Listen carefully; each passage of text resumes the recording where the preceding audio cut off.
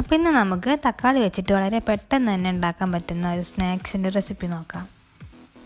അപ്പോൾ ഇതിലേക്കായിട്ട് വേണ്ട സാധനങ്ങൾ 2 കപ്പ് കടലപ്പൊടി, 1 കപ്പ് അരിപ്പൊടി, പിന്നെ ഒരു 3 ടൊമാറ്റോയുടെ പ്യൂരി എടുത്തിട്ടുണ്ട്, പിന്നെ ഒരു 1/4 കപ്പ് ടൊമാറ്റോ സോസ്, പിന്നെ ഇതിലേക്കായിട്ട് ആവശ്യമുള്ളത് 1/4 ടേബിൾ സ്പൂൺ കായംപൊടി, 1 ടേബിൾ സ്പൂൺ ജീരകപ്പൊടി, 1 table spoon Kashmiri chilli, Maggi cube, ആവശ്യത്തിനുള്ള ഉപ്പ്. ഇനി നമ്മൾ എടുത്തു വെച്ചിട്ടുള്ള കടലപ്പൊടിയിലേക്ക് 1 കപ്പ് അരിപ്പൊടി ആഡ് ചെയ്ത് കൊടുത്തിട്ട് ഒന്ന് മിക്സ് ചെയ്തെടുക്കണം. അപ്പോൾ ഞാനിവിടെ എടുത്തിട്ടുള്ളത് 2 കപ്പ് കടലപ്പൊടിക്ക് 1 കപ്പ് അരിപ്പൊടിയാണ്. നമ്മൾ കടലപ്പൊടി എടുക്കുന്നതിൻ്റെ പകുതി വേണം അരിപ്പൊടി എടുക്കാൻ.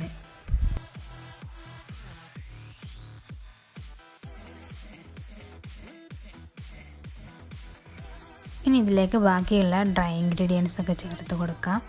എന്നിട്ടൊന്ന് മിക്സ് ആക്കിയതിന് ശേഷം നമ്മുടെ ടൊമാറ്റോ സോസ് ഒഴിച്ചു കൊടുക്കാം.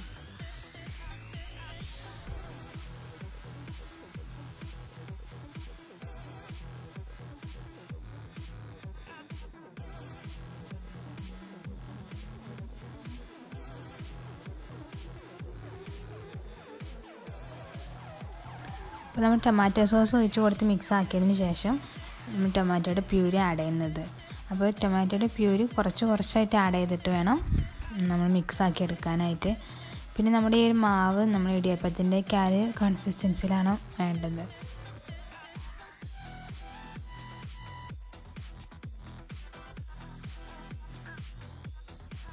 ഇനി ഇതിലേക്ക് ഒരു 2 ടേബിൾ സ്പൂൺ ഓയിലും കൂടെ ആഡ് ചെയ്ത് കൊടുക്കുന്നുണ്ട്.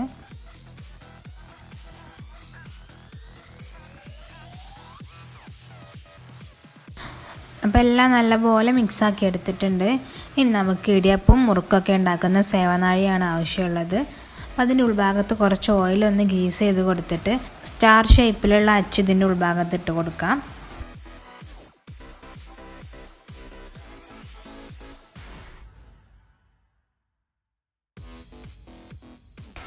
ഇനി നമ്മൾ തയ്യാറാക്കി വെച്ചിട്ടുള്ള ഈ മാവ് അതിലേക്ക് ഇട്ട് കൊടുത്തിട്ട് നമുക്ക് മുറുക്ക് റെഡിയാക്കി എടുക്കാം.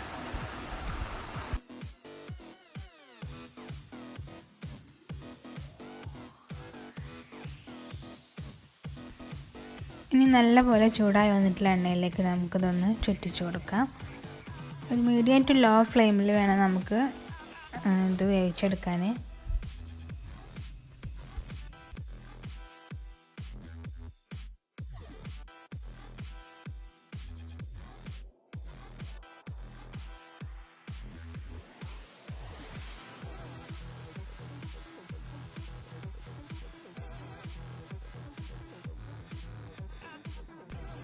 അപ്പോൾ ഇതിവിടെ റെഡിയായി വന്നിട്ടുണ്ട്. ഇനി നമുക്കിതൊരു പാത്രത്തിലേക്ക് മാറ്റിയിട്ട് ബാക്കിയുള്ളത് കൂടെ ഇതുപോലെ ചെയ്തെടുക്കാം.